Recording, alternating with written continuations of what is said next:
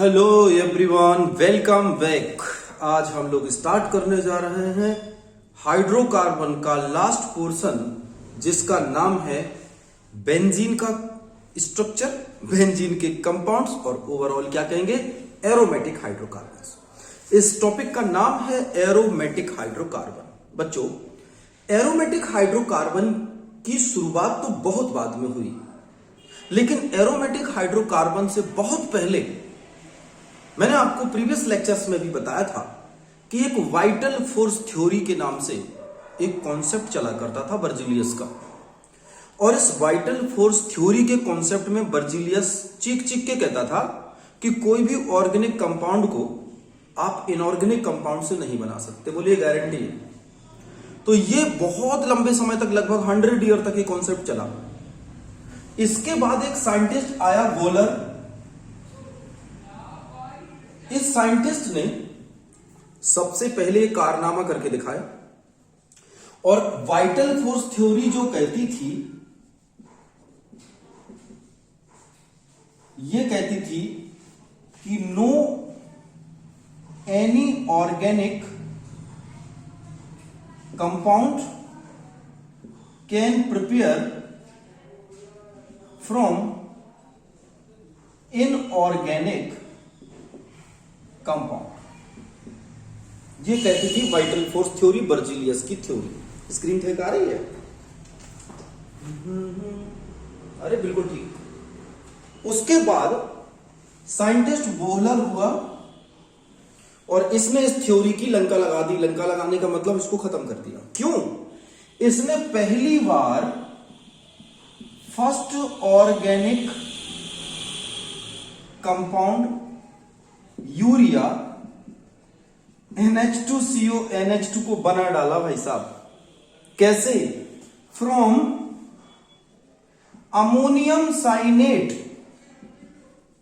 From ammonium cyanate. Ammonium cyanate बच्चों एक inorganic compound होता है, और इसने NH4CNO को हीट किया और NH2CO NH2 नाम का एक कंपाउंड, जिसको यूरिया कहते हैं, बना दिया।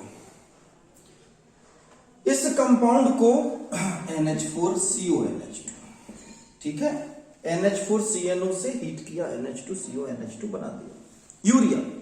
पहला ऑर्गेनिक कंपाउंड इसने बनाया। That was the very first organic compound, जिसका कारनामा करके दिखाया साइंटिस्ट वोलर ने, और वोलर ने अमोनियम साइनेट से यूरिया बना दिया। इसके बाद तो भैया तांता लग गया, एक के बाद एक साइंटिस्ट और आया, जिसका नाम था बर्थेहोल्ट। जिसका नाम था बच्चों बर्थेहोल्ट। इसने कार्बन को लिया, हाइड्रोजन को लिया, और इलेक्ट्रिक करंट, इलेक्ट्रिक आर्क मिला दिया, और दोनों को मिलाने के बाद इसने बनाया ethyne. CH triple bond CH, याद रखना, एसिटिलीन में बना दिया। और फिर इथाइन के ऊपर इस बंदे ने H2O की रिएक्शन करी HgSO4 के प्रेजेंस में, और गजब की बात थी कि इसने CH3CHO यानी एसीटैल्डिहाइड बना दिया, एसीटैल्डिहाइड बना दिया। इसके बाद बर्थेहोल्ट का चमत्कार देखिए, इस बंदे ने फिर से ऑक्सीजन के इसके ऊपर ऑक्सीडेशन किया और CH3COOH यानी एसिटिक एसिड बना दिया। मजेदार बात देखो आप। तो पहले बर्जीलियस ने अपनी कहानी को गाया, कहने लगे कोई भी ऑर्गेनिक कंपाउंड इनऑर्गेनिक कंपाउंड से भाई साहब नहीं बना सकते। वोलर आए, बोले हटो साइड में, हम बना के दिखा रहे। वोलर ने उठाया, अमोनियम साइनेट गर्म कर दिया, यूरिया बन गया। अमोनियम साइनेट में भले कार्बन है, लेकिन कार्बन की प्रॉपर्टी शो नहीं होती यहां प्रॉपर। इस वाले इनऑर्गेनिक कंपाउंड है, इनऑर्गेनिक को हीट करके यूरिया बना दिया भाई साहब। उसमें यूरिया बनते ही इनकी थ्योरी द एंड हो गई। इसके बाद और भी आए, सबसे पहले आए बर्थेहोल्ट। बर्थेहोल्ट ने कार्बन को लिया, हाइड्रोजन को लिया, मिक्स किया एक ट्यूब में, इलेक्ट्रिक करंट पास कराई, देखा एसिटिलीन बन गया। एसिटिलीन के ऊपर वाटर को स्प्रिंकल किया, HgSO4 के प्रेजेंस में, देखा एसीटैल्डिहाइड बन गया। एसिटल्डिहाइड के ऊपर ऑक्सीडेशन कर दिया KMnO4 की प्रेजेंस से लेकर के, तो देखा CH3COOH बन गया। फिर तो एक के बाद एक लाखों ऑर्गेनिक कंपाउंड आज की डेट तक बन चुके हैं। लेकिन बच्चों अगर हम लोग एरोमेटिक कंपाउंड समझना चाहते हैं तो हमें एक थोड़ा सा कॉन्सेप्ट समझना होगा, और वो कॉन्सेप्ट बच्चों है कार्बन की टेट्रावैलेंसी का, क्योंकि ऑर्गेनिक केमिस्ट्री में भी कार्बन की टेट्रावैलेंसी काम करेगी, याद रखना। तो कार्बन की टेट्रावैलेंसी समझना होगा, और उससे पहले आपको यह जानना होगा कि ऑर्गेनिक कंपाउंड्स एक्चुअली होते क्या है। तो इसको जानने के लिए आपको एक बात पता होनी चाहिए कि organic compound generally compounds of carbon which may have hydrogen but most of the time they may have nitrogen, sulfur, phosphorus, but अगर हाइड्रोकार्बन की बात करें तो they have only hydrogen and carbon। और कार्बन की इस यूनिक प्रॉपर्टी को, इससे पहले कि हम अपना कदम ऑर्गेनिक केमिस्ट्री में रखें, हमें कार्बन की एक बहुत इंपॉर्टेंट प्रॉपर्टी जाननी होगी जिसको आप छोटी क्लास से भी पढ़ रहे होंगे, और that is the tetravalency of carbon. Carbon के पास बच्चों टेट्रावैलेंसी है, carbon C6 1s2 2s2 2p2 ground state में, ग्राउंड स्टेट। इसका एक्साइटेड स्टेट बना दो तो एक इलेक्ट्रॉन यहां चला जाएगा, 1s2 2s1 2p3। इस एक्साइटेड स्टेट में आप देख रहे हैं कि ये सिचुएशन है, ये सिचुएशन है, इसकी टेट्रावैलेंसी हो गई। अब ये टेट्रावैलेंसी कार्बन को कैसा स्ट्रक्चर देता है? नॉर्मली ऐसा स्ट्रक्चर देता है कार्बन को, ऐसा। आप कहेंगे सर ये, हाँ जी, इसको ऐसे बनाओ, इसको ऐसे, और ये पीछे वाली लाइन। मतलब अगर आप इसमें देखो तो इसमें 4 फेसेस नजर आ रहे हैं, एक फेस ये, एक फेस ये, एक पीछे और एक नीचे, 4 फेसेस हैं। तो ये 4 फेस ही इसको टेट्राहेड्रल स्ट्रक्चर का नाम देते हैं। इसके अलावा अगर आप चाहें तो एक आप ऐसे भी बना सकते हो। आपने एक लाइन ये खींची, एक ये खींची, एक ये खींची, एक यहां पर ले गए, ठीक है। अब आप क्या करो, ये देखो, इसको यहां से ये मिलाया, ये फेसेस बना रहा हूं मैं, ठीक है बच्चों। इसके अलावा ये किया, इसके अलावा ये किया। अब इसके जो कुछ फेसेस हैं उसको मैं इस पेन से दिखा दे रहा हूं, एक ये और एक ये कार्बन के जो चारों कोनों पर मोनोवैलेंट एटम लग जाएगा, यानी हाइड्रोजन भी अगर आप लगा दें तो यहां पर H H H, और इसका एंगल पता ही है 109 डिग्री 28 मिनट का एंगल बन जाएगा। एक तो ये प्रॉपर्टी कार्बन की। दूसरी कार्बन की प्रॉपर्टी एक और देखो बच्चों, वो क्या है कि बेटा कार्बन क्या कर सकता है, अगर कार्बन को कहीं से सिर्फ 2 हाइड्रोजन मिल रहे हो, याद रखना कितने हाइड्रोजन मिल रहे हो, चलो पहले 4 की बात करते हैं। अगर कार्बन को कितने हाइड्रोजन मिल रहे हो, 4 हाइड्रोजन, तो बच्चों ये क्या करेगा, ये 2s1 and 2px1 2py1 2pz1 ये सब आपस में जुड़ जाएंगे और हाइब्रिडाइजेशन कर लेंगे, यानी 1 orbital of s and 3 orbital of p आपस में जुड़ जाएंगे और ये हाइब्रिडाइजेशन बनाएंगे sp3। याद रखना कौन सा हाइब्रिडाइजेशन बनाएंगे बच्चों, sp3 हाइब्रिडाइजेशन बनाएंगे। अब यहां पर हमें एक चीज को देखनी है, अभी तो कार्बन हाइड्रोजन कितने थे, 4। मान के चलो इस कंडीशन पर, ये कंडीशन नंबर मैंने दे दिया A, मान के चलो कंडीशन B है। B कंडीशन पर अपने पास ये 1 और ये कितने हो गए, ये देखो 3p में हो गए 3p। लेकिन अब कार्बन के पास 4 हाइड्रोजन ना आए, अब कार्बन के पास हाइड्रोजन आए केवल, अभी आ जाए, अभी आया था देखो एक कार्बन के पास 4। अब एक कार्बन के पास अगर 2 हाइड्रोजन आए, कितने हाइड्रोजन आए, 2, तो एक हाइड्रोजन यहां लग जाएगा, एक हाइड्रोजन यहां लग जाएगा, जाहिर सी बात है। तो ऐसे केस में क्या होगा, ऐसे केस में तो कार्बन के ये और ये केवल इलेक्ट्रॉन्स बचते हैं, समझ रहे हो ना, ये इलेक्ट्रॉन बचते हैं। तो यहां पर कार्बन के पास कैसा हाइब्रिडाइजेशन होगा बच्चों, अगर 1s और 2p का हाइब्रिडाइजेशन हो जाए इतना, ठीक है। अगर एक s मिले और 2p मिले तो इसको कहते हैं sp2 हाइब्रिडाइजेशन।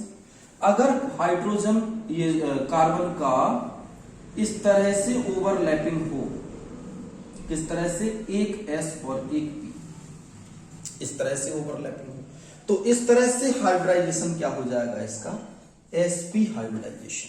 यानी कार्बन के जो ऑर्बिटल के इलेक्ट्रॉन्स हैं, अगर इसके पास 1 1 1 1, चारों में क्या आ गया, चारों में आ गया क्या, एक एक हाइड्रोजन, तो हर एक का जो हाइब्रिडाइजेशन होता है इसको भी कहेंगे sp3, इसको भी sp3, इसको भी sp3, इसको भी sp3। लेकिन ऐसे केस में बच्चों हर एक, क्योंकि एक कार्बन का ये और ये आपस में ऑर्बिटल ओवरलैप करेंगे और इन तीनों को हम लोग क्या बोलेंगे, sp2 sp2 sp2, यानी इसमें sp2 हाइब्रिडाइजेशन। जब एक s ऑर्बिटल और एक p ऑर्बिटल मिले तो इसको क्या बोलते हैं, sp हाइब्रिडाइजेशन। तो ये इसमें हमें सीखना क्या है, इसमें हमें ये सीखना है बच्चों कि अगर मान के चलो मैं एक फॉर्मूला यहां पर बनाऊं, ठीक है, मैंने बनाया यहां पर CH3 CH2 CH3, इस पर भी sp3, इस पर भी sp3, इस पर भी sp3 हाइब्रिडाइजेशन, क्योंकि सिंगल बॉन्डेड है। तो sp3 हाइब्रिडाइजेशन में आपको देखना है कितने ऑर्बिटल होते हैं, sp3 टोटल ऑर्बिटल, एक s का 3p के, यानी 4 ऑर्बिटल्स ओवरलैप्ड, ओके। और इसमें बच्चों आप देखो s कैरेक्टर कितना होगा, इसमें s कैरेक्टर होगा सिर्फ 25%, क्योंकि 3p है एक s है, s 25%। अगर मैं यहां पर लिख दूं CH2 डबल बॉन्ड CH2 तो sp2 sp2, अब इसमें एक s है बच्चों और 2p है, यानी टोटल 3 ऑर्बिटल्स ओवरलैप्ड। अब sp2 हाइब्रिडाइजेशन में जरा s कैरेक्टर की बात करो तो कितना हो रहा है, s कैरेक्टर यहां पर हो रहा है बच्चों 33.3%, 33.3% s कैरेक्टर, ओके। अब बात करते हैं CH ट्रिपल बॉन्ड CH की, तो इसमें भी sp, इसमें भी sp। टोटल कितने ऑर्बिटल पार्टिसिपेट कर रहे हैं बच्चों, इसमें total 2 orbital participating, okay, 2 orbital participate कर रहे हैं, यानी इसका जो s कैरेक्टर हो गया वो कितना हो गया, 50% s कैरेक्टर। तो बच्चों जो 50% s कैरेक्टर हुआ, याद रखना बेटा 50% s कैरेक्टर में इलेक्ट्रोनेगेटिविटी ज्यादा होगी, ओके। याद रखना s character directly proportional to electronegativity, इस फॉर्मूले को आप नोट कर लो कहीं पर, ठीक है। s character is directly proportional to electronegativity.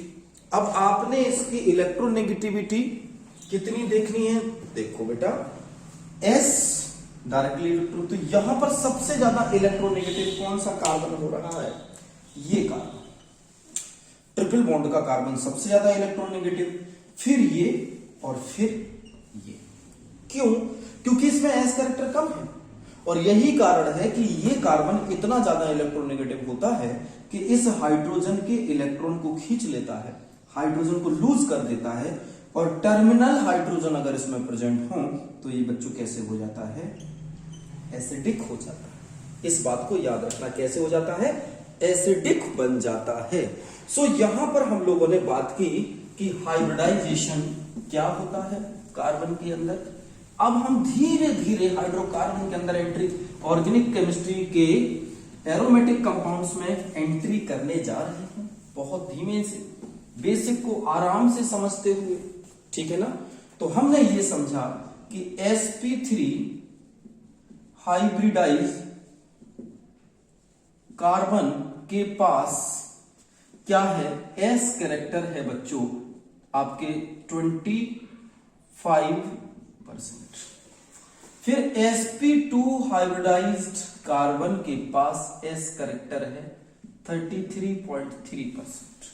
फिर sp हाइब्रिडाइज्ड कार्बन के पास s कैरेक्टर है 50%। और इलेक्ट्रोनेगेटिविटी भी सबसे ज्यादा किसकी होगी, जिसका s कैरेक्टर ज्यादा होगा। सो इलेक्ट्रोनेगेटिविटी ऑर्डर सबसे ज्यादा sp हाइब्रिडाइज्ड का, फिर sp2 हाइब्रिडाइज्ड कार्बन का, फिर sp3 हाइब्रिडाइज्ड कार्बन का। इलेक्ट्रोनेगेटिविटी का ये बेटा इंक्रीजिंग ऑर्डर आ गया। बहुत इंपॉर्टेंट है।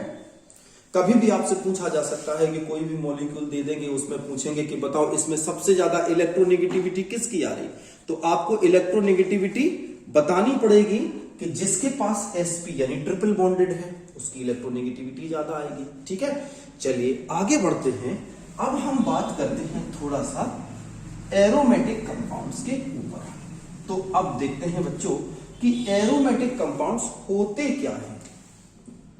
एरोमेटिक कंपाउंड्स, बेटा सबसे पहले तो एक बात याद रखना, एरोमेटिक कंपाउंड वो कंपाउंड होते हैं जिनमें एक स्पेशल रूल काम करता है जिसको हकिल रूल के नाम से जानते हैं। Aromatic compound follow Huckel rule. अब ये हकिल रूल क्या है? हकिल रूल होता है बेटा 4n+2 का रूल। यहां n एक इंटीजर की तरह काम करेगा। अगर हमने एरोमेटिक कंपाउंड ये बनाया, एरोमेटिक कंपाउंड, या फिर बच्चों मैंने एरोमेटिक कंपाउंड ये बनाया, ओके ठीक है, या फिर मैंने एरोमेटिक और तमाम तरह के कंपाउंड बना सकता हूं, जैसे मैंने एक कंपाउंड ये बनाया, एक कंपाउंड मैंने एरोमेटिक ये बना दिया। तो आपको पहचानना है कि कैसे पहचाने कि ये एरोमेटिक है कि नहीं। तो सबसे पहले आ जाओ 4n+2 रूल को देखो। अगर हम इसमें n की वैल्यू 1 लगा दें तो हो जाएगा 6। अगर हम n की वैल्यू 2 लगा दें तो हो जाएगा 4 2 जा 8+2 कितना हो जाएगा 10।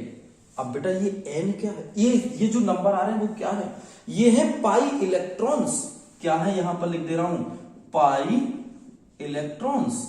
अगर इतने पाई इलेक्ट्रॉन्स मिलते हैं, इतने पाई इलेक्ट्रॉन्स मिलते हैं तो समझ लीजिए कि वो एरोमेटिक कंपाउंड है। n की वैल्यू 3 लगा दें तो कितने पाई इलेक्ट्रॉन मिलेंगे, 4 3 जा 12 +2 14 पाई इलेक्ट्रॉन।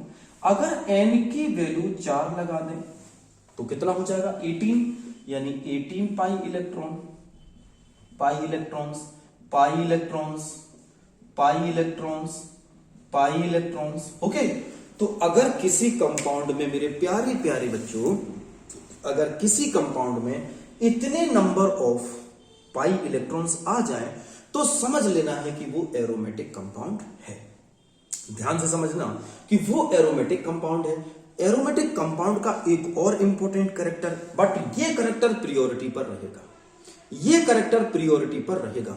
मैंने देखा बहुत सारे लोग तमाम अपनी अपनी बातों को पढ़ा रहे हैं, वो कह रहे हैं डीलोकेलाइजेशन पहले, first is Huckel rule and then after delocalization. Delocalization क्या होता है बच्चों, ये जो पाई बॉन्ड्स हैं ये टर्न आउट करते हैं, अभी यहां है फिर यहां आ जाएगा, ये यहां आ जाएगा, ये यहां आ जाएगा, आपको बताएंगे आखिर में ये होता कैसे है।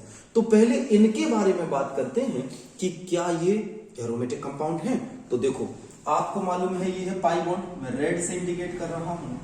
ये कौन सा बॉन्ड है बच्चों, पाई। इसमें देखो ये पाई, ये पाई, ये पाई, ये पाई, ये भी पाई, यहां पर ये पाई, यहां पर ये पाई, क्या बात है। तो इन पाई में एक पाई बॉन्ड में 2 इलेक्ट्रॉन होते हैं। अब इसमें देखो 1 2 3 4 5 6, इसके अंदर आ रहे हैं 6 पाई इलेक्ट्रॉन्स। हाँ जी, ये मिल गया 6 पाई इलेक्ट्रॉन। इसका मतलब ये कैसा है, एरोमेटिक है, कंफर्म हो गया। दूसरे नंबर पर चलो, 1 2 3 4 5 6 7 8 9 10, क्या 10 है, यस बिल्कुल है, ये भी एरोमेटिक कंपाउंड हो गया क्योंकि इसमें 10 पाई इलेक्ट्रॉन्स आ रहे हैं। इस वाले में बात करो तो बेटा आप कहेंगे सर यहां तो 1 2 3 4, सर यहां तो 4 आ रहे हैं। भाई इनको भी काउंट करना पड़ेगा ना, जो लोन पेयर के इलेक्ट्रॉन हैं वो भी काउंट होंगे। 1 2 3 4 5 6, यानी इसके अंदर हैं 6 पाई इलेक्ट्रॉन्स, यानी ये भी कैसा है, एरोमेटिक कंपाउंड है। तो बच्चों एरोमेटिक कंपाउंड को पहचानने के लिए आपको ये रूल्स याद रखना है जिसका नाम है हकिल्स रूल। अगर आप इस रूल को याद रख सके तो समझ लो आप पहचान लेंगे कोई भी कि एरोमेटिक कंपाउंड वो है कि नहीं है। अब जरा बात करते हैं, हमारे पास अगर कोई कंपाउंड केवल इस रूल को फॉलो करे, 4n ओनली पाई इलेक्ट्रॉन्स, अगर किसी कंपाउंड में बच्चों 4n पाई इलेक्ट्रॉन्स हों तो वो एंटी एरोमेटिक कंपाउंड कहलाता है। जैसे मैं यहां पर एक कंपाउंड बनाऊं, ये देखो यहां पर ये एंटी एरोमेटिक कंपाउंड है। क्यों? 1 2 3 4, तो यहां पर अगर हम n की वैल्यू 1 लगाएं तो 4 बन जा 4 पाई इलेक्ट्रॉन, यानी ये होते हैं एंटी एरोमेटिक कंपाउंड। याद रखना ये कैसे होते हैं, एंटी एरोमेटिक कंपाउंड। तो एरोमेटिक कंपाउंड्स की खास बातें कौन कौन सी हैं? नंबर 1, हर एक कॉर्नर पर यहां पर होना चाहिए sp2 हाइब्रिडाइजेशन। हर कॉर्नर पर बेटा याद रखना sp2 हाइब्रिडाइजेशन। आप देखो कहीं पर भी आप देख लो sp2, क्योंकि डबल बॉन्ड जुड़ा हुआ है। ठीक है, एरोमेटिक कंपाउंड की खास बात नंबर 1, हकिल रूल्स को फॉलो करना चाहिए, पहला नियम। Number 2, it must have sp2 hybridisation, मतलब डबल बॉन्ड होना चाहिए, अल्टरनेट होना चाहिए ताकि वो डीलोकलाइजेशन हो सके। तो हकिल रूल के साथ साथ और कौन कौन सी इसकी इंपॉर्टेंट चीजें हैं कि आप पहचाने कि सर वो एरोमेटिक होगा या नहीं होगा।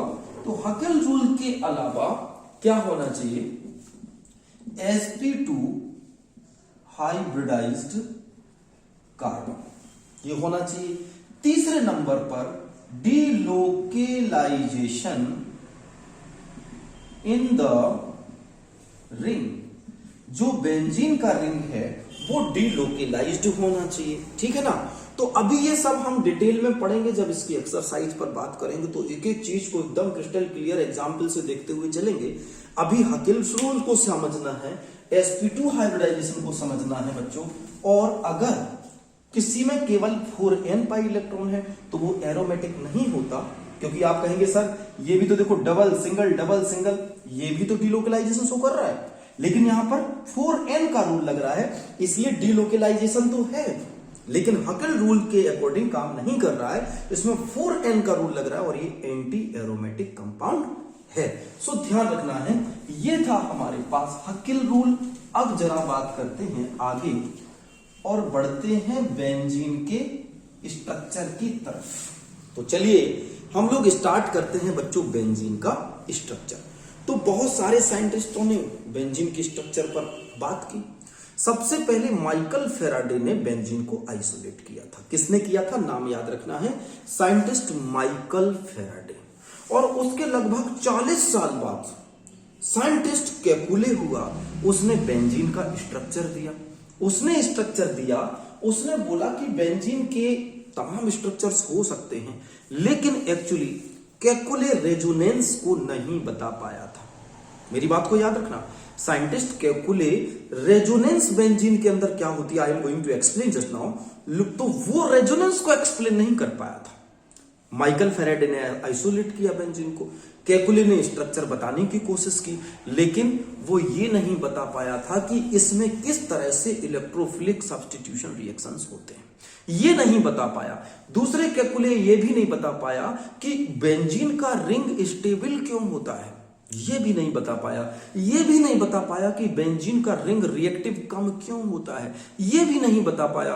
ये भी नहीं बता पाया कि बेंजीन कुछ स्पेशल कंडीशन में न्यूक्लियोफिलिक एडिशन रिएक्शन कैसे देते हैं।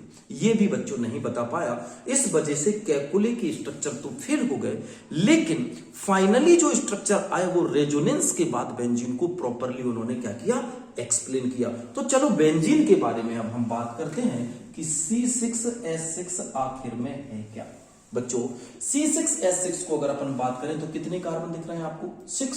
अब आप बताओ एक कार्बन को पूरा होने के लिए कितने इलेक्ट्रॉन्स की जरूरत, कितने हाइड्रोजन चाहिए, 4। तो एक कार्बन को 4 हाइड्रोजन चाहिए, तो 6 कार्बन को कितने चाहिए, 24 हाइड्रोजन। लेकिन यहां पर हाइड्रोजन कितने हैं, 6। तो भाई ये कार्बन क्या करता, कुछ ना कुछ तो काम करता जिससे अपनी स्टेबिलिटी को बनाता। तो कार्बन ने अपना स्ट्रक्चर ऐसे बनाया, मैं ये कार्बन बना रहा हूं, ये कार्बन इस तरह से, और ये देखिए ये कार्बन, पहले हम आपको ऐसे बताएं कि ये बच्चों कार्बन है, ठीक है। अब कार्बन के पास आपको मालूम है कार्बन 6 1s2 2s1 2p3 ये होता है। अब हर कार्बन के पास एक ऑर्बिटल हम लगा दें, किसका, हाइड्रोजन का। तो मान के चलो मैंने ये ऑर्बिटल में अलग से लगा दे रहा हूं, ये ऑर्बिटल मैंने हाइड्रोजन का यहां पर बनाया, ये ऑर्बिटल हाइड्रोजन का बनाया, और यहां पर बच्चों मैं एक एक हाइड्रोजन को शिफ्ट कर दूं, ये देखो एक एक हाइड्रोजन को मैंने यहां पर शिफ्ट कर दिया,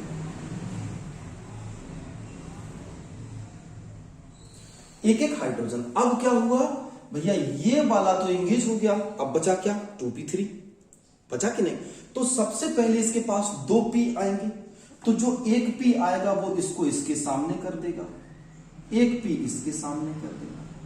बच्चों कर देगा कि नहीं, अभी 2-2 p बना रहा हूं मैं, एक p देखिए ये इसके ऊपर आ जाएगा और एक इधर आ जाएगा, इसका p एक इधर आ जाएगा और एक इधर आ जाएगा, इसका एक p इस कार्बन का, ये कार्बन ये है, इसका एक p इधर आ जाएगा और एक p इधर, इसका एक p ऑर्बिटल यहां, एक p ऑर्बिटल, इसका एक p ऑर्बिटल यहां और एक p ऑर्बिटल। ये सारे इसके p ऑर्बिटल आ गए, ठीक है ना। कितने कितने p बना दिए मैंने, 2 p बना दिए, एक p ये एक p, ठीक है ना। देखो बच्चों कैसे याद रखेंगे, इसके पास थे कितने, यहां से देखो कार्बन के पास थे 2s1 2px1 2py1 2pz1। मैंने क्या किया, ये जो रेड लग रहा है ना, ये रेड को मैंने किससे बना दिया, 2s1, और सभी में क्या जोड़ दिया, एक एक देखो हाइड्रोजन जुड़ रखा है। अब क्या बचा आपके पास, 2px और 2py बचा, मैंने 2px इधर कर दिया, 2py इधर कर दिया। अब बाद में बचेगा क्या अपने पास, 2pz, कोई बात नहीं। तो इन सभी में तो एक एक इलेक्ट्रॉन है ना बच्चों, तो एक इलेक्ट्रॉन ये यहां से और एक इलेक्ट्रॉन यहां से अगर शेयर होंगे तो एक एक इलेक्ट्रॉन, ये देखो, ठीक है। इसमें भी एक एक इलेक्ट्रॉन होंगे, इसमें भी बच्चों एक एक इलेक्ट्रॉन होंगे, तो ये देखो 2px 2py के इनके भी एक एक इलेक्ट्रॉन होंगे, तो ये देखो इनका भी एक एक इलेक्ट्रॉन, तो ये देखो इसका भी एक एक इलेक्ट्रॉन, ये लग गए काम पर। अब मुझे बताओ बचा क्या, एक केवल Z बच रहा है, 2pz बच रहा है ना। मैं इस 2pz को रेड पेन से बनाता हूं और यहां पर इस तरह से, ये देखो 2pz, ये देखो 2pz, ये देखो 2pz, ये देखो 2pz, ये देखो 2pz, ये देखो 2pz। सभी के Z में बेटा एक एक इलेक्ट्रॉन है। अब यहां पर आप देखो इसके पास एक इलेक्ट्रॉन है, इसके पास एक इलेक्ट्रॉन है, इसके पास एक इलेक्ट्रॉन है, इसके पास एक इलेक्ट्रॉन, इसके पास एक इलेक्ट्रॉन, इसके पास एक इलेक्ट्रॉन। अब ये जो Z हैं, इसने देखा कि मुझे तो एक इलेक्ट्रॉन की और जरूरत है स्टेबल होने के लिए, तो बेटा इसके हाथ में तो दोनों हाथों में लड्डू है। क्यों, इसके दाएं तरफ भी इलेक्ट्रॉन, इसके बाएं तरफ भी इलेक्ट्रॉन, ये चाहे तो इसके साथ बॉन्ड बना ले, ये चाहे तो इसके साथ बॉन्ड बना ले। तो मान के चलो इसने इसके साथ बॉन्ड बना लिया, ये देखो ये इसने एक बॉन्ड बना लिया, ओके बच्चों, बन गया बॉन्ड। तो नीचे भी तो बॉन्ड बनता है हमेशा, ये बॉन्ड एक ही होता है, ये पाइप टाइप का स्ट्रक्चर है ऐसे। तो यानी इसने बॉन्ड बनाया, इसने, अब ये क्या करेगा, ये यहां बॉन्ड बना लेगा, देखो जरा ध्यान से, तो ये यहां बॉन्ड बना लेगा। अब क्या होगा, ये यहां बॉन्ड बना लेगा और ये यहां बॉन्ड, क्योंकि बेटा जब इसने यहां बॉन्ड बनाया तो अब ये यहां नहीं बना पाएगा भाई, इसको एक इलेक्ट्रॉन की जरूरत थी, ये खड़ा हुआ था, मेरे बगल में एक इलेक्ट्रॉन यहां भी पड़ा, मेरे बगल में एक इलेक्ट्रॉन यहां भी, मेरे पास भी अनपेयर, तो मेरी मर्जी, मैं इसके साथ बॉन्डिंग करूं या इसके साथ बॉन्डिंग करूं। तो मैं इसके साथ बॉन्डिंग करूंगा तो इधर नहीं कर पाऊंगा, और अगर इधर बॉन्डिंग करूंगा तो इधर नहीं कर पाऊंगा। तो इसने इस तरह से स्ट्रक्चर बना लिया। अब बच्चों एक बात आप समझो इसमें, कि आपको यहां पर 3 लेयर्स नजर आ रही होंगी, एक सबसे नीचे, फिर एक ये ब्लैक वाली, और एक सबसे ऊपर। तो ये जैसे बर्गर होता ना, आप क्या करते हैं, एक नीचे पाव लगा रहता, आलू की टिक्की, फिर पाव लगा रहते, 3 लेयर नजर आती हैं। इसमें भी 3 लेयर नजर आ रही हैं, यानी इसके पास इलेक्ट्रॉनिक क्लाउड ऊपर भी है। कैसे, मैं यहां पर बना रहा हूं, इलेक्ट्रॉनिक क्लाउड ये भी है, बीच में भी है और नीचे भी है। 3 तरह से इलेक्ट्रॉनिक क्लाउड, यानी ऊपर इलेक्ट्रॉनिक क्लाउड, ये इलेक्ट्रॉन नीचे भी जा सकता है, तो यहां भी इलेक्ट्रॉनिक क्लाउड, ये सारे इलेक्ट्रॉन नीचे भी जा सकते हैं। तो बेंजीन का ऐसा स्ट्रक्चर बनेगा। लेकिन अब ये डिलोकलाइजेशन कैसे करेगा यार, इसकी मन किया कि मैं अब तुमसे बॉन्डिंग नहीं करना चाहता हूं, बस मन भर गया, तुमसे बहुत देर बॉन्डिंग में रह लिए, तुमसे मन भर गया, नई बॉन्डिंग करते हैं। तो इसने यहां से बॉन्डिंग तोड़ेगा और यहां बना लेगा, ठीक है ना। तो अगर इसने यहां से बच्चों बॉन्डिंग तोड़ दी और इसने यहां से तोड़ दी, तो ये भी तो तोड़ेगा यहां से। तो अब एक नई बॉन्डिंग बन जाएगी, किसके किसके बीच में, देखो ये बॉन्डिंग बन जाएगी, अब ये बॉन्डिंग बन जाएगी, तो ये नीचे ये बॉन्डिंग टूटेगी तो ये बॉन्डिंग बन जाएगी, समझ में आ रहा है। फिर यहां से ये अगर बॉन्डिंग बन गई तो ये वाली बॉन्डिंग यहां से टूट जाएगी, ये देखो, ठीक है ना। तो यहां पर अब ये बॉन्डिंग बन जाएगी, ये बॉन्डिंग बन जाएगी। तो अब ऐसा हो गया, यानी वो जब इस तरफ को बॉन्डिंग कर रहा था, वो उसने इसको तोड़ा और इधर से बॉन्डिंग कर ली। तो देखो आपको नजर आ रहा होगा कि ये घूम रहे हैं, कभी यहां बॉन्डिंग बन रही है, कभी यहां बन रही है, फिर यहां, तो एक सर्किल बन रहा है। और इसी सर्किल फॉर्मेशन को, बॉन्ड का जो पाई बॉन्ड है, वो राइट हैंड भी बन सकता है, लेफ्ट हैंड भी बन सकता है, और इसी को कहते हैं डीलोकेलाइजेशन ऑफ पाई बॉन्ड्स। ये बच्चों यही है डीलोकेलाइजेशन ऑफ पाई बॉन्ड्स। तो इसका भी एसएस ले लेना, और जो इससे पहले बनाया था उसका भी एसएस ले लेना।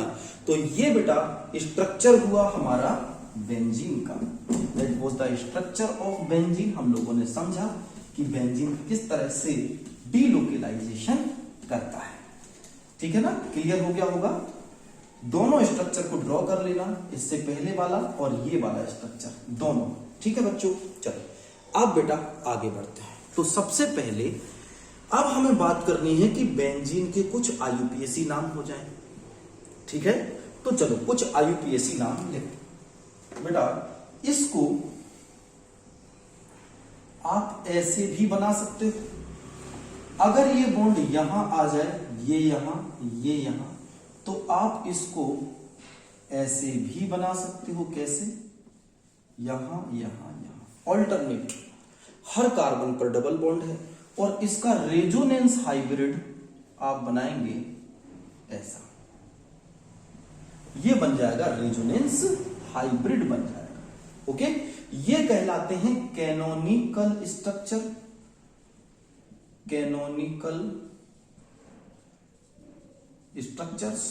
और ये कहलाता है रेजोनेंस हाइब्रिड, ये कहलाता है इसका रेजोनेंस। और यही रेजोनेंस है जो यहां पर पाई इलेक्ट्रॉन मूव कर रहे हैं, ये बेंजीन के अंदर उसकी अपनी रेजोनेंस स्ट्रक्चर है, ठीक है।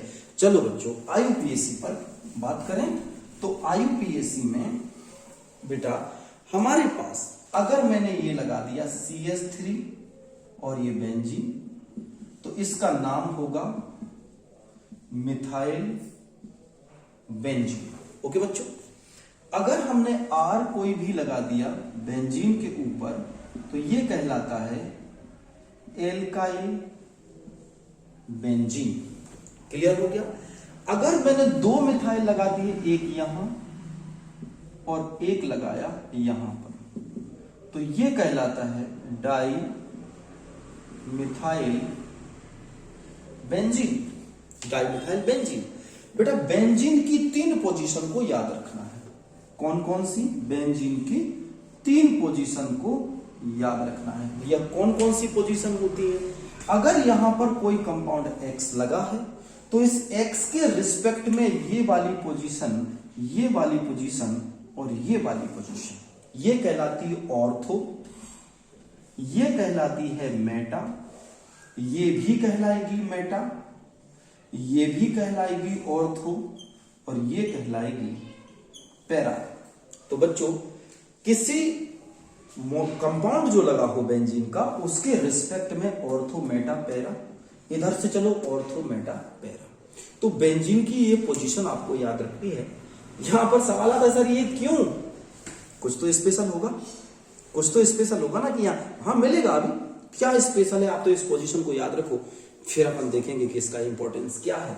चलिए आगे बढ़ते हैं। कुछ और नाम, कुछ और नाम ध्यान रखते हैं। चलिए अब मैं बना रहा हूं CH3 CH3 यहां पर, ओके। और इसको हम कैसे नेम करेंगे? देखो इसमें कोई फंक्शनल ग्रुप तो लगा नहीं है, चेन में नॉर्मल चेन है, कोई फंक्शनल ग्रुप तो लगा नहीं है। तो हम क्या करेंगे? अब इसको प्रायोरिटी दे देंगे। प्रायोरिटी किसको मिलती है भाई? जिसके पास कुछ स्पेशल चीज हो। हर आदमी को प्रायोरिटी मिलती नहीं मिलती। अगर किसी के पास कोई स्पेशल चीज हो तो भैया उसको लोग अरे भाई क्या चीज है यार, ये कहते ना। कोई स्पेशल चीज अगर किसी के पास हो तो उसको प्रायोरिटी मिल जाती है। अब इसके पास तो कोई स्पेशल चीज है ही नहीं, सब कुछ बेंजीन है, थोड़ा सा स्ट्रॉन्ग है। आप भी जानते हो कि हाँ दिखने में भी ठीक ठाक, तो मतलब दिखने का मतलब नहीं है, दोनों के कंपेयर में इसको प्रायोरिटी मिलेगी। तो यहां पर आपको देखना है, नंबरिंग करो 1 2 3, ये आपने नंबरिंग करी, क्या नाम हो जाएगा? 2 पर प्रोपाइल लगा है, 2 प्रोपाइल, और ये क्या है बेटा? बेंजीन। तो इसका नाम हो जाएगा 2 प्रोपाइल बेंजीन, इसका नाम हो जाएगा 2 प्रोपाइल बेंजीन। अगर मैं 2 गजब की चीजों को जोड़ दूं, आप कहेंगे वाह सर गजब की चीजों को जोड़ रहे हैं आप। ये देखो 2 गजब की चीजों को जोड़ दिया, ठीक है, ये 2 गजब की चीजों को यानी 2 बेंजीन को जोड़ दिया। इसका नाम क्या हो जाएगा बताओ? Diphenyl, diphenyl. अरे ये वही फिनाइल है जो घर में पोंछा लगता है ना फिनाइल का, ये वही पोंछा वाला फिनाइल है। बस इसमें थोड़ा सा और भी कई चीजें इनपुट कर देते हैं वो लोग, जैसे फ्रेगमेंट्स वगैरह डाल देते हैं, आखिर में है वही चीज। तो ये हो जाएगा अपने पास डाइफिनाइल। और कुछ नाम बताऊं? और कुछ नाम बताऊं? चलिए एक बात ध्यान रखना बेटा, अगर बेंजीन के रिंग के ऊपर, ठीक है, बेंजीन के रिंग के ऊपर अगर एक ऐसा आ जाए और 2 H लग जाए, ऐसा यानी CH2 के बाद कुछ लगे, ध्यान रखना, तो इसको कहते हैं बेंजिल। बेंजिल, ठीक है, बेंजिल। जैसे मैंने लिखा CH2Cl और ये, तो जानते हो क्या करेंगे? बेंजिल क्लोराइड बोलेंगे इसको। क्या बोलेंगे? बेंजिल क्लोराइड, याद रखना, इसको बोलेंगे बेंजिल क्लोराइड। अब दूसरी बात, मान के चलो अगर हमने यहां पर एक H लगा दिया और यहां पर 2 ऐसे कर दिए, 2 बॉन्ड खाली है, 2 बॉन्ड खाली हैं। अब क्या हो जाएगा भाई साहब? अब ये हो जाएगा बेंजल। बेंजल बोलेंगे, जल जल जल, पानी वाला जल नहीं है, बेंजल है। अब देखो मैंने यहां पर कर ClCClH, और ये हमारी गजब की चीज, हाँ बड़ी खुश हो रहे हो गजब की चीज सुन के। तो ये हो जाएगा बेंजल। अब इसका नाम क्या हो जाएगा? डाइक्लोरो यानी बेंजल क्लोराइड। याद रखना बेंजल, यहां पर मेंशन करने की जरूरत अगर आपको लगे तो यू कैन राइट, लेकिन ये बेंजल क्लोराइड है तो समझ जाना है कि 2 क्लोरीन है, 2 क्लोरीन है। तो यहां पर अगर क्लोरीन यहां पर ब्रोमीन होता तो क्या लिखते? 1 क्लोरो 1 ब्रोमो बेंजल क्लोराइड। यानी आपको अल लगा देना है, बेंजल लगा देना है, और ये हो जाएगा बेंजल क्लोराइड, ठीक है। अच्छा बेटा अगर 3 ग्रुप आ जाए अलग अलग इसके पास, ये अलग ये अलग ये अलग, अगर ऐसा हो जाए तो ये हो जाता है बेंजो अगर 3 क्लोरीन डायरेक्ट लगा दिए एक सा ग्रुप तो यू कैन राइट ओनली, अगर सेम ग्रुप लगे हैं तो only you can write benzochloride. Benzochloride understood है कि 3 क्लोरीन लगे होंगे, बेंजोक्लोराइड याद रखना, ठीक है। तो अब ये बेटा अगर सेम ग्रुप लगे हो तो आप बेंजल क्लोराइड कर दो। अगर ये ग्रुप बदल जाए, Cl की जगह Br आ जाए, तो फिर इसको नंबर करना पड़ेगा।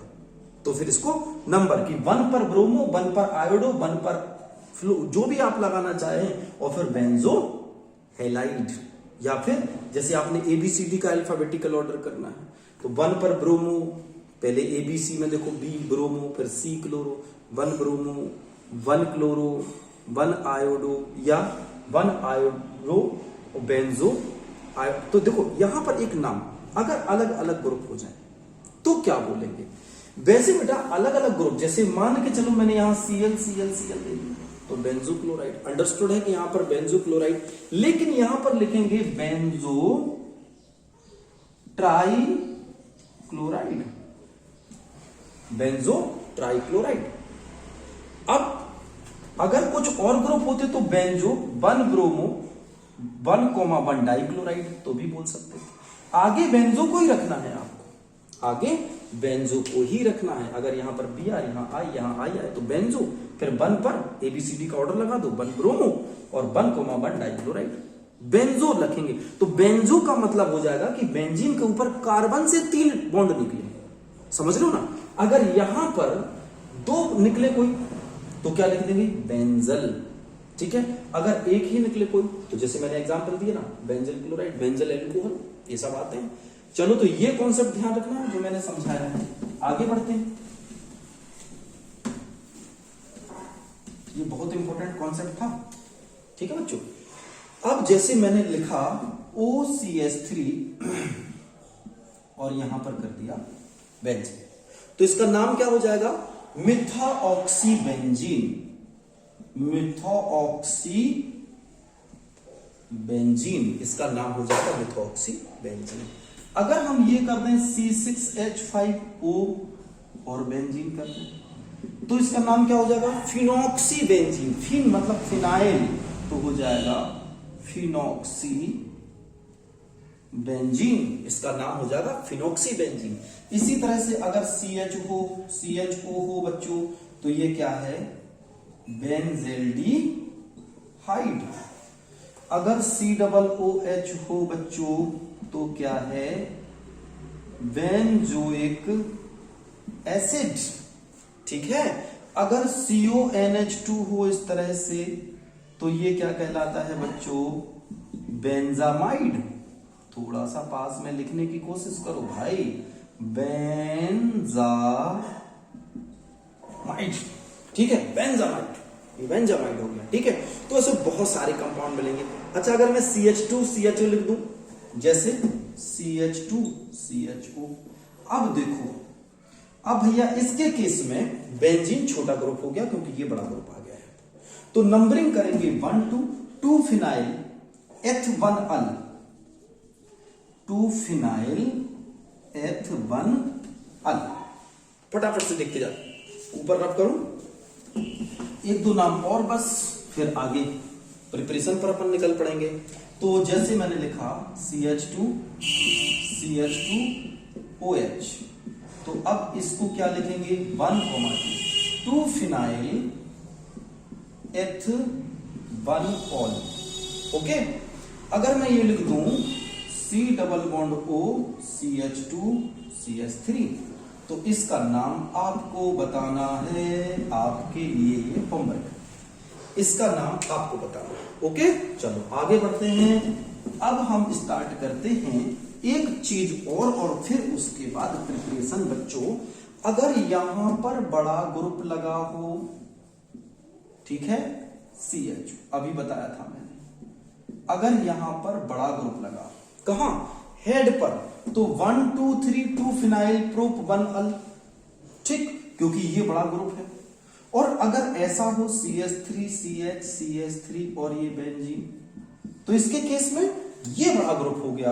अब 1 2 3 तो 2 प्रोपाइल, 2 से प्रोपाइल जुड़ा है और बेंजीन, ये लास्ट में जाएगा, इसका नाम होगा 2 प्रोपाइल बेंजीन और इसका नाम हो जाएगा क्या, इसका नाम क्या हो जाएगा 2 फिनाइल प्रोप 1 अल। बच्चों ये ध्यान रखना, गलती से भी गलती नहीं करना, ठीक है, अनजाने में भी गलती नहीं करना, समझदार हो, समझदारों की तरह काम करना। स्क्रीन चेक करने गया था कि कितनी आ रही, कि कितनी है, तो ये याद रखना। ये बड़ा ग्रुप हो तो इसको प्रायोरिटी दो, इस पर कोई बड़ा ग्रुप नहीं हो तो इसको प्रायोरिटी दो, खत्म। आगे बढ़ते हैं, चलिए जल्दी से।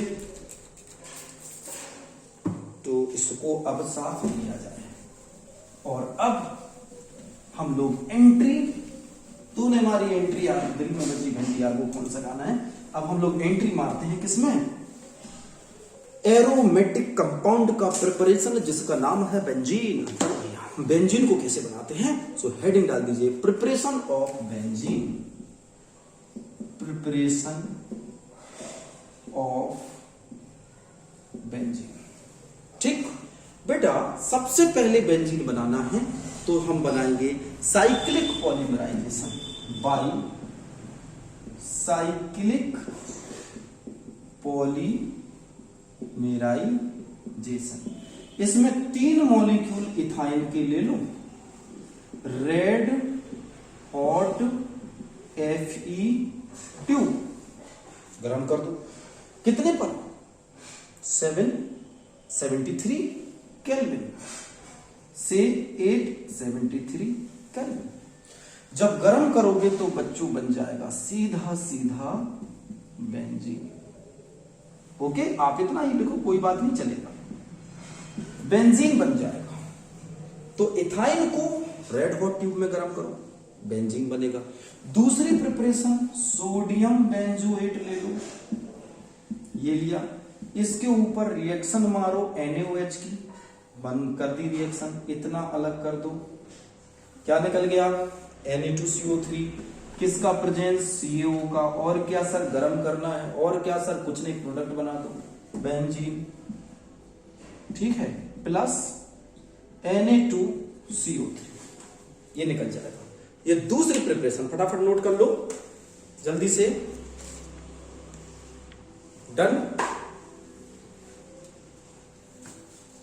ओके, सो तीसरी रिएक्शन देखते हैं और कैसे बना सकते हैं बेंजीन को। बेंजीन की बनाने की और क्या तैयारी है अपने पास, फिनॉल पर जिंक की रिएक्शन कर दो, फिनॉल लिया, इसके ऊपर ये क्या है फिनॉल, जिंक डस्ट, जानते हो बच्चों जिंक डस्ट बहुत तगड़ी रिएक्टिव होती है। एक बार तो बहुत बड़ा इंसिडेंट मेरे साथ ही हो गया था केमिस्ट्री लैब में। हुआ क्या था कि I was performing one practical में, ऐसे ही वीडियो बना रहा था, तो जिंक का पाउडर मैंने सोचा, स्पैचुला नहीं थी तो सोचा ऐसे हाथ से थोड़ा सा डाल देंगे, ऐसा करके जिंक डस्ट थोड़ा सा बाय मिस्टेक ज्यादा चला, इमीडिएटली दैट बीकर बस्ट हुआ, उसके कांच के टुकड़े चारों तरफ फैल गए। क्योंकि बच्चों याद रखना, देखो गलती कभी भी हो सकती है, कितने अरसे से मैं प्रैक्टिकल कर रहा हूं, कई सालें गुजर गई, लेकिन कभी कभी छोटी सी मिस्टेक भी बड़ी मिस्टेक हो जाती है ना। तो हम नहीं समझ पाते कि यहां पर इतना बड़ा इंसिडेंट कभी हो सकता है, क्योंकि हमें मालूम है कि हम गिरा रहे, हल्का ही सा गिरेगा, हो जाता है कभी। सो जब भी प्रैक्टिकल लैब में रहें, बहुत प्रिकॉशंस के साथ काम करें। ये फिनॉल है, मैंने जो प्रैक्टिकल की सीरीज बनाई है, इस प्रैक्टिकल की सीरीज में लेक्चर नंबर 5 डेमोन्स्ट्रेशन के पहले वाला, अगर आप देखें तो मैंने फिनॉल को दिखाया। उस दिन बहुत ठंड थी तो फिनॉल थोड़ा सा जम गया था, उसको मैंने निकाला, फिर फिनॉल की मैंने टेस्ट किए थे, उसको जरूर देखना तो फिनॉल पता चलेगा। जिंक डस्ट भी यूज किया था मैंने। तो जिंक डस्ट को रिएक्शन अगर हम करते हैं तो बेटा होता क्या है, इस रिएक्शन में हल्की सी हीट दे दो तो ZnO निकल जाता है और ये क्या बचता है बेंजीन। आप कहेंगे सर H कहां चला गया, अरे मेरे यारो ये H इसी में होता है, लिखा नहीं जाता, लिखा नहीं जाता, H वहीं पर एडजस्ट हो गया। ठीक है, चलो आ जाओ, हेडिंग डालो फिजिकल प्रॉपर्टीज ऑफ बेंजीन, जल्दी से physical properties of benzene, physical properties of benzene. तो बच्चों सबसे पहले तो लिख लो आप इसको, नंबर 1, ये एक नंबर 1 यारी नहीं, number 1 non polar compound insoluble in पानी, सोल्यूबल इन ऑर्गेनिक सॉल्वेंट। वाह, एक ही लाइन में यार, ऑर्गेनिक सॉल्वेंट में डिसॉल्व हो जाएगा वैसे ही। अच्छा, इसका क्या है? Characteristics aroma, characteristics aroma.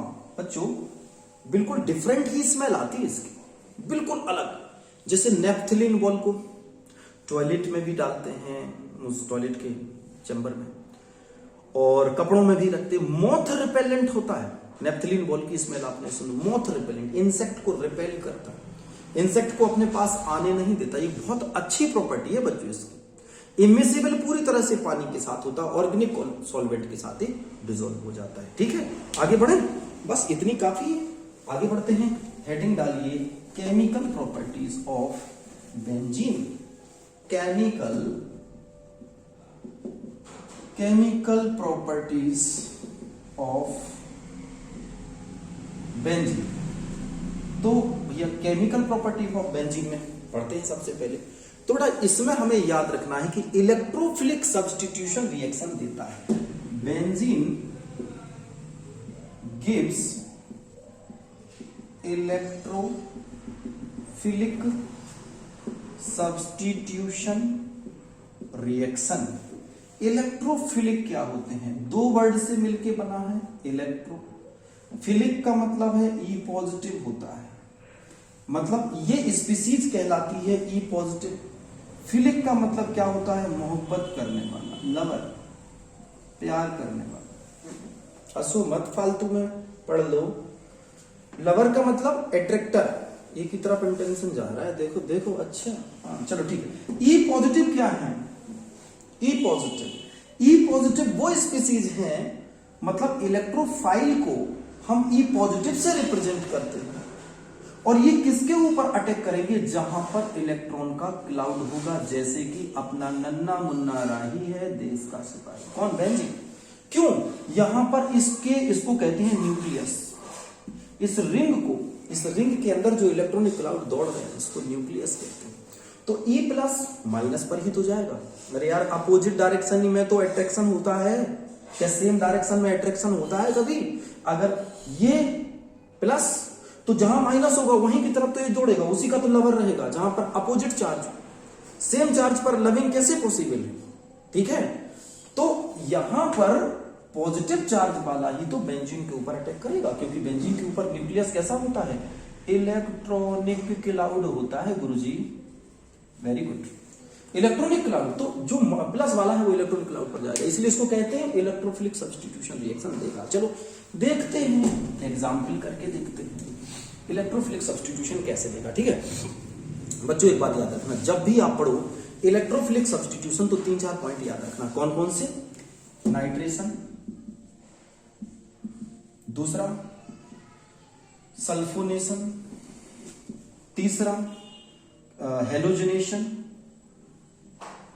Halogenation, चौथा फ्रिडेल क्राफ्ट एल्काइलेशन, फिर फ्रिडेल क्राफ्ट एसाइलेशन। ओके, इतनी रिएक्शन तो आपको रट के रखनी है बेंजीन के लिए। ये सारी रिएक्शन तो बेंजीन देगा, याद रखना। और ये सब की सब कैसी हैं? Electrophilic substitution reaction. तो बेटा जब भी नाम आ जाए कि इलेक्ट्रोफिलिक सब्स्टिट्यूशन, एक बार में आपको सीधे सीधे इतनी चीजें बोल दी हैं: chlorination, halogenation, sulphonation, nitration, Friedel Crafts alkylation और फ्रिडेल क्राफ्ट एसाइलेशन। एक एक करके देखने चलते हैं। चलो देखने चलते हैं आज की मूवी। और ये मान के चलो कि एरोमेटिक की अब मेन शुरुआत यहीं से कहेंगे। वाह सर, मेन शुरुआत तब से क्या चल रहा था? फॉग नहीं, पढ़ाई चल रही थी। देखो अब देखिए, यहां से जो मेन शुरुआत है, तो सबसे पहले अपन लोग हेडिंग डालते हैं नाइट्रेशन। बेटा क्या है ये? Electrophilic substitution reaction, EPSR। ठीक है,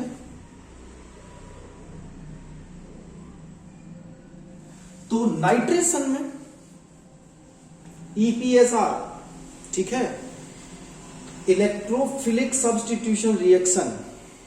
और कुछ मत समझ लेना इसको, नहीं अपने मन से बना लो कुछ भी। तो नाइट्रेशन बच्चों होगा कैसे? तो सबसे पहले हमें ये देखना है कि बेंजीन के ऊपर अगर हम लोग HNO3 को कॉन्क H2SO4 के प्रेजेंस में डालें, ये भी कॉन्क होना चाहिए, तो बनता है नाइट्रोबेंजीन। अब कहेंगे सर कैसे बनता है? यार बिल्कुल सिंपल, देखो HNO3 में HNO3 का स्ट्रक्चर अगर आपको आता है तो ठीक है, नहीं ऐसा बना। HNO3 में ये लोन पेयर है, H2SO4 H2SO4 ये क्या करेगा? इसके ऊपर अटैक करेगा, ठीक। तो अटैक करेगा तो ये टूट जाएगा, तो ये क्या बनेगा? H2NO3 कौन सा? पॉजिटिव। और ये क्या बनेगा? HSO4 माइनस, ये बनेगा। बेटा इसको अपन लोग कहते हैं नाइट्रोनियम आयन, HHNO3 को ध्यान रखना, ठीक है। तो HHNO3 को क्या बोलते हैं? Nitronium ion. क्यों? जब ये इसमें से माइनस H2O निकल जाएगा तो क्या बनाएगा? NO2 positive. ध्यान रखना। तो ये इसको अटैक करेगा, दो स्पीसीज यहां पर ये बनेंगी और इन स्पीसीज के बनने के बाद NH को यहां ले आएगा, H2NO3 बन जाएगा, ठीक है। H प्लस आ रहा है इसलिए इसके ऊपर प्लस आ जाएगा, HSO4 ये इससे गया तो माइनस आ जाएगा, इसमें से H2O निकलेगा तो क्या बनेगा? NO2 plus. इसी को क्या कहते हैं? इलेक्ट्रोफाइल। ये देखेगा अपने लवर को कि मेरा प्यार यहां पर बैठा है, क्योंकि इसके पास कौन सा चार्ज है? इलेक्ट्रॉनिक क्लाउड है। ये इसके H पर यहां पर अटैक करेगा, जैसे इसके H पर अटैक करेगा माइनस पर आएगा तो ये यहां पर जुड़ जाएगा बच्चों, और यहां से आ जाएगा NO2, निकल के बाहर क्या चला गया? H plus. ये जो H प्लस गया वापस ये इसी में जुड़ जाएगा और वापस ये क्या बन जाएगा? H2SO4। ओके, क्या हुआ? सबसे पहले इस रिएक्शन में क्या पैदा करूं? इलेक्ट्रोफाइल। इलेक्ट्रोफाइल पैदा कौन करा रहा है? H2SO4। अगर बच्चों H2SO4 नहीं होता तो किसी हालत में यहां पर पैदा नहीं होता कभी भी इलेक्ट्रोफाइल। H2SO4 नाइट्रोजन के लोन पेयर H को अपनी तरफ खींचा, H2NO3 पॉजिटिव बनाया, SO4H अलग हो गया। इसके अलावा इसमें से वाटर निकला, अनस्टेबल मॉलिक्यूल है, वाटर निकल के NO2 प्लस बना, नाइट्रोनियम आयन। नाइट्रोनियम आयन अपने लवर पर अटैक करेगा क्योंकि माइनस चार्ज वहां पर दिख रहा है। हाइड्रोजन कहेगा तुम जाओ यहां से, ये मेरी चीज है, इसको छोड़ो।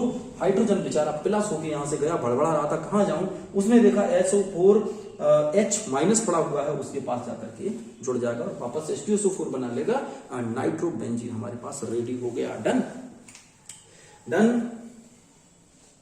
तो रफ करें, चलिए ये था नाइट्रेशन। अब देखते हैं दूसरा हमारे पास है हेलोजिनेशन। हेलोजिनेशन बच्चों, हेलोजिनेशन में क्या होगा? वेरी सिंपल है, बेंजीन को ले लो, Cl2 को रिएक्ट कराओ, किसकी प्रेजेंस में? Anhydrous AlCl3। तो ये क्या होगा? एक Cl इसके पास जाएगा, ये बच्चों क्या बनाएगा? AlCl4 माइनस, और यहां पर एक बचेगा, ये बचेगा Cl प्लस। ये क्या बन गया बेटा? इलेक्ट्रोफाइल। इलेक्ट्रोफाइल किसको ढूंढेगा? अपने लवर को ढूंढेगा जहां पर माइनस है। माइनस के ऊपर यहां अटैक मारेगा, H से कहेगा जाओ ये मेरी अमानत है मुझे दे दो। H कहेगा ओके चलता हूं, ख्यालों में याद रखना। और यहां पर Cl बन गया, Cl यहां से ये बन गया, H निकला। H कहां जाएगा? ये दोनों आपस में रिएक्शन कर लेंगे। क्या रिएक्शन करेंगे? AlCl4 minus plus H positive मिलके वापस AlCl3 और H2O बना देंगे और वापस वही कंपाउंड बन गया और हमारे पास मिल गया एक नया मेहमान जिसका नाम है क्लोरोबेंजीन। डन। ध्यान से देखना, एक दो बार आप देख लेना, अगर कोई प्रॉब्लम आ रही है तो आपको समझ में आ जाएगा। तीसरे नंबर पर चलते हैं जिसका नाम है, बहुत ही प्यारा नाम है, बहुत ही हिट मूवी जाएगी अगर इस पर मूवी बने तो, कौन सी मूवी बनेगी? Electrophilic on benzene. कहेंगे सर हम तो ना जाएंगे देखने, वैसे तो चलो नेक्स्ट देखते हैं, सल्फोनेशन। Sulphonation on benzene. ठीक, चलो सल्फोनेशन को और बेचारा इंतजार कर रहा है, जोड़ी बनवा दो यार, रब ने बना दी जोड़ी। क्या होगा? बेंजीन ये लिया, ठीक, रिएक्शन करा दो H2SO4 कॉन्क की, किसके प्रेजेंस में? H2SO4 conc. कहेंगे सर ये क्या है? और SO3 गैस इसके प्रेजेंस में। क्यों? क्यों का जवाब आपको अभी मिलने वाला है, गौर से देखिए। ठीक है, देखो होगा क्या, यहां पर दो H2SO4 के मॉलिक्यूल है ना, है, तो इन दोनों H2SO4 के मॉलिक्यूल को अपन ऐसे करते हैं, कैसे लिखेंगे थोड़ा लिखना, ध्यान से देखना। H2O और SO3, इसको मैं लिखता हूं H2O और SO3, बस ध्यान से देखना आप, H2O SO3। मैंने इस H2SO4 को लिखा HOSOOH। होगा क्या? वही कहानी, इसके पास भी लोन पेयर है, तो ये क्या करेगा? H2O इस H को देगा प्रलोभन, लालच, ग्रीडी, ये इसके पास खींचेगा और ये क्या बना लेगा? ये दोनों मिलके बच्चों क्या बना लेंगे? बताओ मुझे क्या बना लेंगे? H3O plus. H3O प्लस, देखो इतना ये और इतना ये, क्या बना लिया? जल्दी से बताओ। H3O प्लस बना लिया, प्लस क्या बच गया? SO3 बच गया। हाँ सर, प्लस यहां पर बताओ क्या बच गया? HSO4 माइनस बच गया, HSO4 माइनस बच गया। ये तीन चीजें बन गई कि नहीं बन गई? जल्दी से बोल दो यार, बन गई, तीन चीजें बच गई। अब यहां पर SO3 का जरा स्ट्रक्चर बनाओ, SOO। बेटा ये S के चारों तरफ ऑक्सीजन लगा है, बहुत ये पॉजिटिव चार्ज की तरह यहां पर काम कर रहा है, तो जब ये पॉजिटिव चार्ज की तरह काम करेगा तो बेंजीन की आंखें ललचा जाएंगी। बेंजीन का ये जो इलेक्ट्रॉन बॉन्ड है ये इसके ऊपर अटैक करेगा, SO3 के ऊपर ये अटैक कर देगा। जैसे ये अटैक करेगा तो ये बॉन्ड यहां पर टूट जाएगा तुरंत, तो ये क्या हो जाएगा? SO3 minus. और ये बॉन्ड जब यहां से टूटेगा तो इसकी कहानी क्या बन रही है? यहां पर H था, यहां पर H था, ये बन जाएगा प्लस, क्योंकि ये बॉन्ड यहां से टूट गया। ठीक है, ये बॉन्ड टूटा, ये प्लस बन गया, ये H था, ये H था, ये इसने इसके ऊपर अटैक किया, तो इसके बॉन्ड जब यहां पर बनेगा तो ये बॉन्ड यहां पर टूटेगा, तो ये कंपाउंड क्या बन जाएगा बच्चों? ये बन जाएगा SOO माइनस O, और इसके साथ बेंजीन का रिंग यहां से ये वाले बॉन्ड के साथ बॉन्डिंग कर लेगा। Got it? जैसे ही ये बॉन्डिंग होगी तो स्ट्रक्चर क्या बनेगा? मैं यहां पर आपको स्ट्रक्चर बना के बता रहा हूं, ध्यान से सुनना। क्या स्ट्रक्चर बनेगा? बेंजीन, ये, ठीक। अब आप एक बात बताओ, यहां पर कौन सा बॉन्ड टूटा? तो यहां पर टूटा, ये बना SOO, ये बॉन्ड यहां टूटेगा, ये क्या था? प्लस हो गया था, ये दो बॉन्ड यहां पर थे, यहां पर H था, तो जाहिर सी बात है ये H तुरंत यहां आ जाएगा और ये डबल बॉन्ड बना लेगा, तो ये बन जाएगा बेंजीन SOO माइनस। ठीक है बच्चों, अब ये क्या करेगा? जो H3O था ना यहां पर, H3O, ये H3O से एक H यहां पर गेन करेगा माइनस पर, और ये बन जाएगा ये बेंजीन, और ये बन गया SO3H प्लस H2। ये थी कहानी पूरी। आप कहेंगे बाप रे बाप सर समझ नहीं आ रहा, जाने क्या क्या कर दिया। एक बार और हो जाए, चलो एक बार और हो जाए, मजेदार रिएक्शन है तो एक बार और हो जाए, चलो समझ में आनी चाहिए पूरी सर्कुलेशन। मैकेनिज्म बताता हूं, देखो क्या होगा, वेरी सिंपल है यार। सबसे पहले H, मैंने क्या कहा? H2O और SO3H, ये आप अलग करो, ठीक है। सॉरी SO3 आएगा, H2SO4 है ना, H2SO4 को ऐसे लिख लो, एक H2SO4 को ऐसे लिख लो यार, आप समझ लेना ध्यान से, रसगुल्ले रसगुल्ले हो, ठीक है, ऐसे कर लेना। अब क्या होगा? इसके जो लोन पेयर है वो इसके ऊपर अटैक करेंगे तो इसको तोड़ देंगे, ठीक। जब इसको तोड़ेंगे तो ये बन जाएगा H3O प्लस, रिजर्व कर लो आगे काम आने वाला है, और ये क्या बन गया अपने पास SO3, रिजर्व कर लो काम आएगा। ये क्या बन गया HSO4 माइनस, रिजर्व कर लो काम आएगा। ठीक, इसका स्ट्रक्चर बनाओ SOO। ये बेटा क्योंकि इलेक्ट्रोनेगेटिव एटम जुड़े हैं तो S पॉजिटिव है। इसके ऊपर बेंजीन, यहां पर ये बेंजीन का जो बॉन्ड है ना, बेंजीन का जो बॉन्ड है ना, ये वाला अटैक कर देगा। जैसे ये बॉन्ड पर अटैक करेगा तो यहां पर क्या कहानी होगी, ये प्लस बनेगा, यहां पर H है तो ये H वापस यहां आ जाएगा। तो ये क्या बन जाएगा, देखो ध्यान से देखना, यहां पर तो आ गया अपने पास SOO, ये बॉन्ड तुरंत यहां टूट जाएगा क्योंकि बैलेंस ही गड़बड़ हो रही, तो ये O माइनस, इसके ऊपर H3O अटैक करेगा तो इसका एक H इसको मिल जाएगा, H2O बाहर निकल जाएगा, तो बन जाएगा हमारे पास SOOH डबल बॉन्ड O, यानी SO3H। यानी हमारे पास जो ओवरऑल रिएक्शन हुई वो क्या हुई बच्चों, benzene plus H2SO4 conc plus H2SO4 presence वाला, इसने बना दिया बेंजीन सल्फोनिक एसिड। इसका नाम क्या है, बेंजीन सल्फोनिक एसिड। ये रिएक्शन मैकेनिज्म बहुत आसान है, आराम से समझ में आ जाएगा। डन, आगे बढ़े, चलो आगे बढ़ते हैं क्योंकि आज हमें इस टॉपिक को खत्म ही करना है चाहे कुछ हो जाए। ठीक है, बस थोड़ा सा और बचा है। आगे देखते हैं फ्रिडिल क्राफ्ट एल्काइलेशन। बेटा इसमें बेंजीन के ऊपर CH3Cl और AlCl3 एनहाइड्रस की रिएक्शन करते हैं।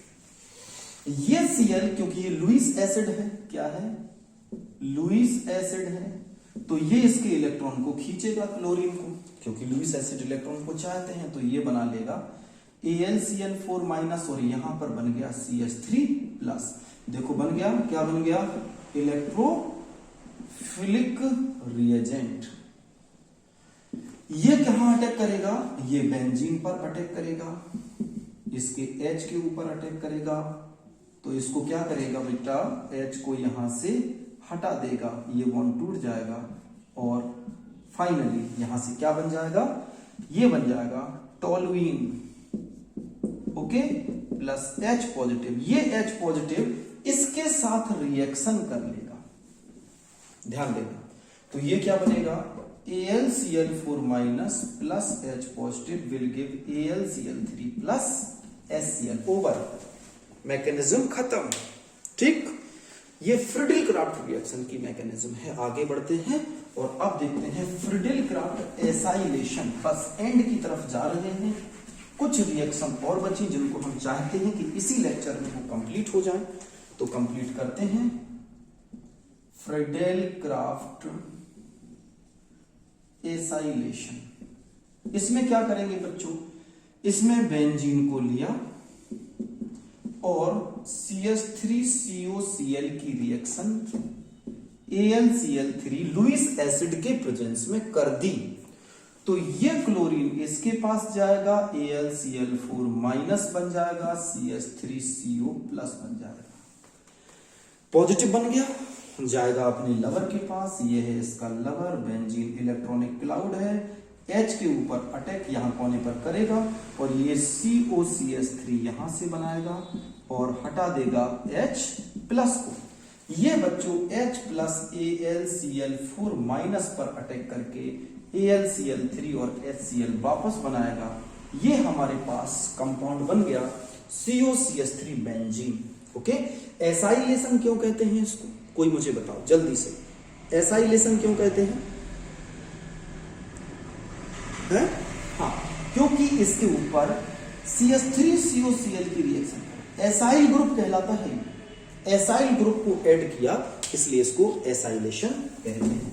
आगे बढ़ते हैं और नेक्स्ट रिएक्शन पर जल्दी से चलते हैं।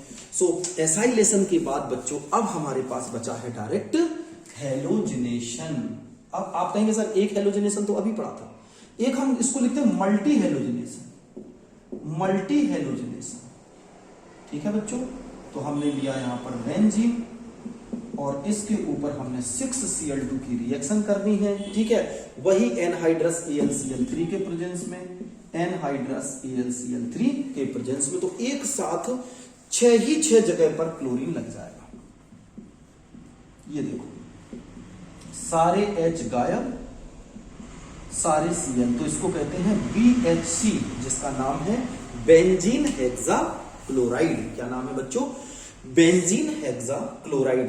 अब हम लोग सेकंड लास्ट रिएक्शन बच्चों देखते हैं, जिसका नाम है सेकंड लास्ट रिएक्शन का हमारे पास, वो है सिग्मा कॉम्प्लेक्स फॉर्मेशन। रिएक्शन नहीं है एक्चुअली, एक स्पीसीज का फॉर्मेशन है बच्चों, सिग्मा कॉम्प्लेक्स फॉर्मेशन। तो कभी कभी ये पूछा जाता है कि सिग्मा कॉम्प्लेक्स को कैसे बनाओगे, तो लिखो heading, second last heading, sigma complex formation. ठीक है, सिग्मा कॉम्प्लेक्स फॉर्मेशन कैसे बनता है? सबसे पहले ये बेंजीन है, इसके पास ये डबल बॉन्ड, ये अटैक करेगा इलेक्ट्रोफाइल पर, क्योंकि डबल बॉन्ड के पास एक इलेक्ट्रॉन रिच नेचर है। तो जैसे इसके ऊपर ये बेटा अटैक करेगा, ये क्या बनेगा आप खुद जानते हो, ये बॉन्ड यहां पर, ये बॉन्ड यहां पर E और यहां पर इसका H, ये कंपाउंड बनेगा। तो जैसे ही ये बॉन्ड यहां से टूटा, तो यहां पर क्या स्पीसीज जनरेट हो जाएगी? पॉजिटिव स्पीसीज जनरेट हो जाएगी। अब क्या होगा बेटा, एक बात बताओ, इसमें से इसने क्या किया, ये बनाया पॉजिटिव और यहां पर क्या आ गया E। अब बच्चों क्या होगा, ये सिग्मा कॉम्प्लेक्स क्यों है? क्योंकि यहां पर इसने सिग्मा बॉन्ड फॉर्म किया था, एक बॉन्ड इसने बेंजीन का तोड़ के बच्चों क्या बनाया था, सिग्मा बॉन्ड बनाया था। तो E ऊपर रहेगा, H प्लस नीचे रहेगा और ये घूमता हुआ चला जाएगा। अगली बार आप क्या करो, E को अगर आपने बेटा नीचे किया है ना, कि क्या अंतर होगा दोनों में? मतलब देखो, पहले एक चीज समझो, पहले एक चीज समझो, सिग्मा कॉम्प्लेक्स का मतलब, नहीं तो ये समझ नहीं आएगा बेटा। सिग्मा कॉम्प्लेक्स का मतलब होता है जब भी कोई इलेक्ट्रोफाइल बेंजीन पर अटैक करेगा, तो जैसे ये है, ये है, ठीक है, इसके ऊपर अगर अपन ने अटैक कराया, तो ये क्या, यहां पर H, यहां पर बच्चों E, इलेक्ट्रोफाइल पर अटैक हो गया। ठीक है, तो यहां पर है एक H और यहां पर क्या है, एक पॉजिटिव। बेटा ये स्पीसीज आपको याद रखनी है, और ये सिग्मा कॉम्प्लेक्स इसलिए है क्योंकि इसमें पॉजिटिव भी है और सिग्मा बॉन्ड भी है। तो ये बन गया अपने पास सिग्मा कॉम्प्लेक्स। अब इसी को हम क्या करेंगे, ये बॉन्ड इधर की तरफ जाएगा तो ये प्लस इधर की तरफ भागेगा, आपको पता है रेजोनेंस स्ट्रक्चर में। फिर इसके आप 3 स्ट्रक्चर बना लीजिए। अगली बार ये कहां जाएगा, मुझे इसका नेक्स्ट स्ट्रक्चर बना सकते हो क्या, कोई बता सकते हो? हाँ जी सर बता सकते हैं, तो बताओ फिर। यहां पर ये आ गया, यहां पर प्लस आ गया, यहां पर ये पहुंच जाएगा। अब इसमें H कहां पर लगाएंगे, यही सीधी बात, ये E, ये H, तो इसको हम लोग कहते हैं सिग्मा कॉम्प्लेक्स। ओके, बेंजीन का बेटा जो यूज होता है, जो मल्टी रिंग कंपाउंड होते हैं वो बहुत पॉइजनस होते हैं, और अगर किसी कंपाउंड में ऐड कर दो तो बहुत पॉइजन हो जाता है, जैसे नेफ्थलीन भी एक पॉइजनस कंपाउंड है। अब ऑर्थो, पैरा और मेटा डायरेक्टिंग को हम लोग एक्सरसाइज में सॉल्व करेंगे। Thank you so much. आपके आज के लिए इतना ही बच्चों।